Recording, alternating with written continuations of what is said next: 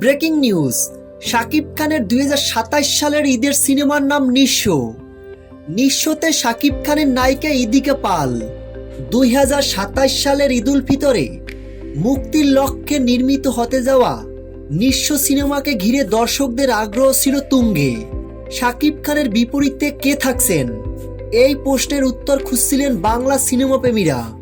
একটি বিশ্বস্ত সূত্র থেকে জানা গেছে, তৃতীয়বারের মতো শাকিব খানের সঙ্গে জুটি বাঁধতে যাচ্ছেন ইদিকা পাল। যদিও সামাজিক যোগাযোগ মাধ্যমে সাবিলা নূরের নাম আলোচনায় ছিল, তবে প্রযোজক শাহরিন আক্তার সুমি তিনি জানিয়েছেন সাবিলা নূর তিনি এই সিনেমার অংশ নন। টিমের পক্ষ থেকে এখনও আনুষ্ঠানিক ঘোষণা না এলেও ইদিকা পালকে ঘিরেই জোরালো আলোচনা চলছে। রিয়েল এনার্জি প্রোডাকশনের ব্যানারে নির্মিত এই সিনেমার পরিচালনা করবেন বরবাদ খ্যাত নির্মাতা মেহেদী হাসান হৃদয়। অ্যাকশন, রোমান্স এবং প্রতিশোধের গল্পে তৈরি হতে যাওয়া নিঃস্ব এই সিনেমার শুটিং শুরু হওয়ার কথা রয়েছে চলতি বছরের অক্টোবর মাসে।